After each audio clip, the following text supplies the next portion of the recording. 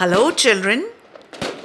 जी हाँ, मैं हूँ एक पटाखा यानी कि फायर क्रैकर। हर कहानी कुछ इस तरह शुरू होती है ना कि एक बार की बात है, वंस अपॉन अ टाइम। तो चलिए मैं भी अपनी कहानी कुछ ऐसे ही शुरू करता हूँ। In this big universe, there is a continent called Asia, and in the South Asian continent is a wonderful country called India. And India is a land of festivals, and one of the most popular festival in India is the Diwali or Deepavali. अब कहानी कुछ ऐसे है कि एक बार थे एक राजा दशरथ जो कि अयोध्या पर राज करते थे। उनकी थी 3 रानियां और 4 पुत्र, राम, भरत, लक्ष्मण और शत्रुघ्न। अब हुआ कुछ ऐसे कि किसी कारण राजा दशरथ को अपने सबसे होनहार पुत्र श्री राम को 14 साल के लिए वनवास भेजना पड़ा।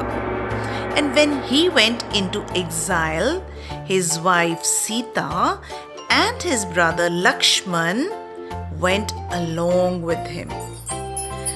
So इन तीनों में इतने गुण थे कि वो किसी भी स्थिति को अपना सकते थे।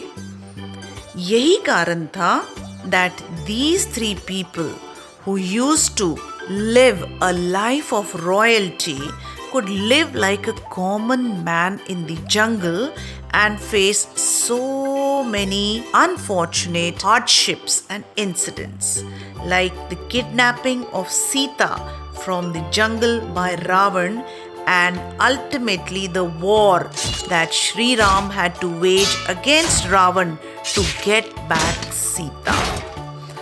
और जिस दिन भगवान श्री राम ने रावण के 10 सरों को मारकर हरा दिया था, उसे हम दशहरा बोलते हैं।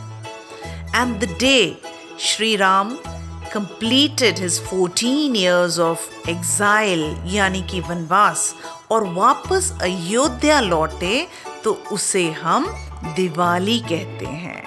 Because the story has it that when he returned to Ayodhya, the whole city was lit up with lamps to welcome them back.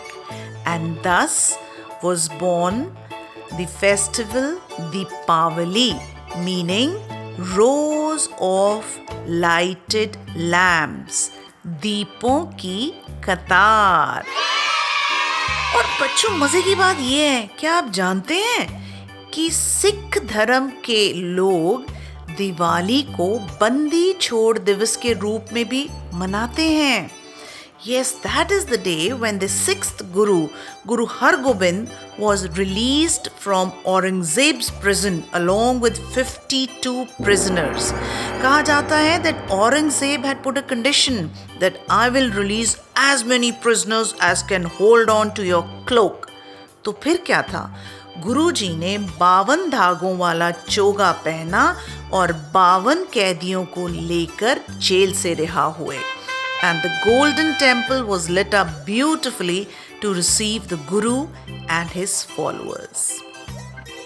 और क्या आप जानते हैं कि जैन धर्म के लोग इसे दीपालिका के रूप में मनाते हैं, because the Jain people believe that this day marks new beginnings as their Tirthankara Mahavira attained moksha at a place called Pavpuri.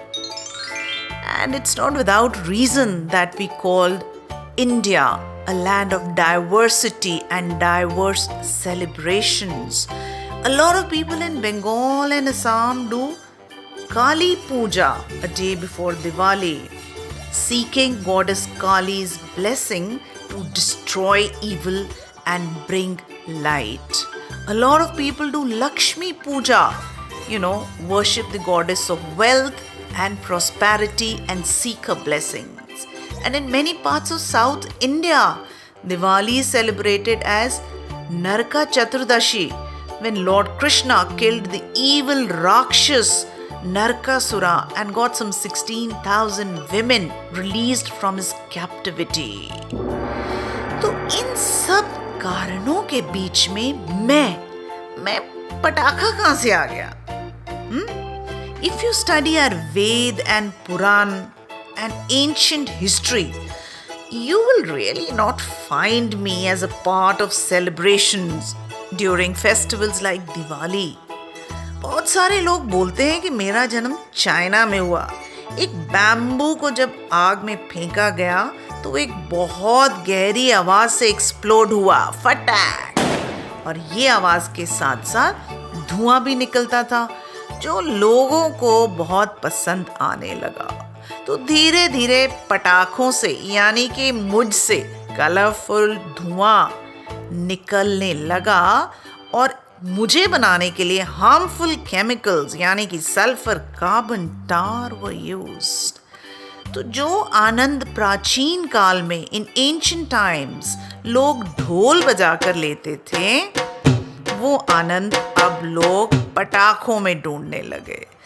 They started replacing the sound and music with the sound of me, यानी कि पटाखा.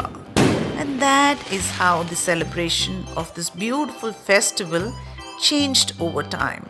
And I, Patakha, kept getting stronger and stronger. I started causing breathing problems. There are fire accidents and injuries because of me. I irritate people's throat and make them sick. कितने सारे बच्चे school छोड़कर मुझे बनाने वाली factory में काम करने लगे. मेरी आवाज सुनकर इतने सारे जानवर डर जाते हैं. And I thought Diwali was a festival of lights and not sounds. तो चलिए बच्चों, आज मैं ये चॉइस आपके ऊपर छोड़ता हूँ. इस दिवाली चलिए मेरी कहानी को हमेशा के लिए खत्म कर दीजिए. Celebrate Diwali with your family, friends, teachers and lots of diyas and mithai and laughter and stories. Wishing you all a happy Diwali and a happy festival.